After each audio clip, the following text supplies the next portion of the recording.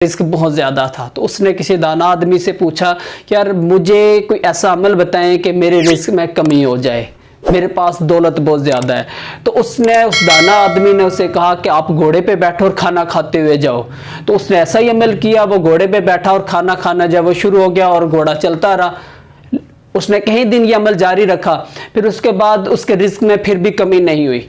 तो वो दोबारा उस आदमी के पास आया, यार कि आपने मुझे कहा था कि आप घोड़े पे बैठ के खाना खाया करो तो आपके रिस्क में कमी हो जाएगी, लेकिन मेरे रिस्क में कमी नहीं हो रही।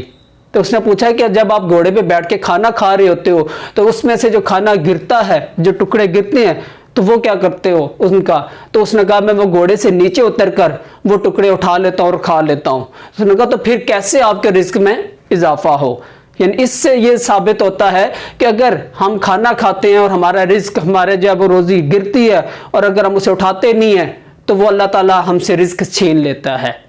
एक मरतबा हज़रत मोहम्मद सल्लल्लाहु अलैहि वसल्लम घर आए, इब्ने माजा की हदीस है। तो उनके जब वो घर में एक रोटी का टुकड़ा पड़ा हुआ था तो उन्होंने वो उठाया, साफ किया और खा लिया। और हज़रत आयशा रज़ियल्लाहु ताला अन्हा से कहा कि इज्जतदार चीज़ की इज्जत किया करो। अल्लाह ताला जब किसी से उस कौम का रिस्क छीन लेता है तो वो दोबारा कभी नहीं देता।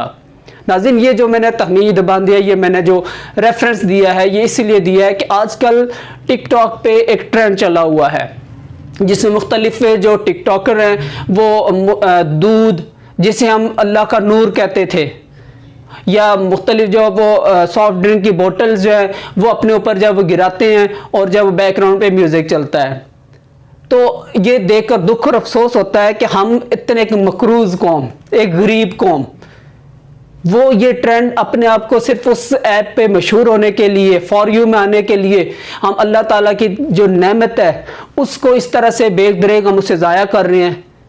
उस रिज़्क़ को जिसको आप पिछले दौर में जब वो बेचा नहीं जाता था कि ये नूर है, तो नूर को जब वो बेचा नहीं जाता, फ्री में देते थे, उसको हम इस तरह से जब वो सरेआम गिरा रहे हैं, तो अल्लाह ताला हमसे, हम पाकिस्तानियों से, हम मुसलमानों से रिज़्क़ क्यों नहीं छीनेगा?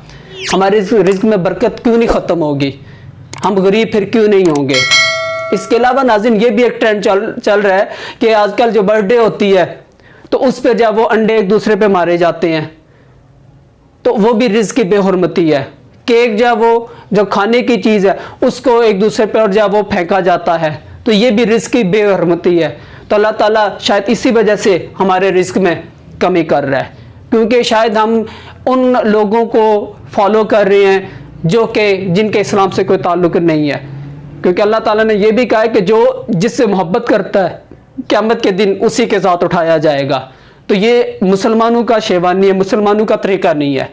तो हमें सोचना चाहिए कि हम अल्लाह ताला की नेमत को बजाय इसके कि अगर हमारे पास वो फालतू है हम किसी गरीब को दे दें, गरीब को डोनेट कर लें और सवाब कमाएं, हम सिर्फ अपने आप को मशहूर होने के लिए, मशहूर करने के लिए इस तरह से जब वो उस नेमत का जब हम ज़िया करें तो ये इंतहाई अफसोसनाक बात है। हुकूमत को भी इस बात पे एक्शन लेना चाहिए। और क्योंकि टिकटॉक पहले ही एक मुतनाज़ा ऐप है जिसे बारहा पाबंदी लग चुकी है, फिर लोग एहतजाज करते हैं कि हुकूमत जब वो ये हुकूमत का कदम गलत है। तो जब इस तरह से जब वो किया जाएगा तो फिर हुकूमत मजबूर होगी कि दोबारा से इस ऐप पर पाबंदी लगाए। मेरी तमाम टिकटॉकर भाइयों से, उन बहनों से रिक्वेस्ट है कि अल्लाह ताला की तरफ से दी हुई इस नेमत को इस तरह से ज़ाया ना करें। अगर आपने ये ऐप यूज़ करनी है तो इखलाक और शरीयत के दायरे में रहते हुए ज़रूर इस्तेमाल करें, लेकिन अल्लाह की नेमतों को इस तरह से उनकी नाशुक्री ना करें, वरना अल्लाह ताला हमसे रिज़्क़ छीन लेगा। और जब अल्लाह ताला किसी कौम से उसका रिज़्क़ छीन लेता है तो वो उसे वापस नहीं करता। उम्मीद करता हूँ आपको आज की वीडियो बहुत अच्छी लगी होगी। इस वीडियो को ज़रूर शेयर कीजिएगा ताकि हम उन लोगों तक अपनी बात पहुँचाएँ ताकि वो भी रिज़्क़ की बेहुरमती करके गुनाहगार ना हों। मुझे अगली वीडियो तक के लिए इजाज़त दें। शुक्रिया। अल्लाह हाफ़िज़।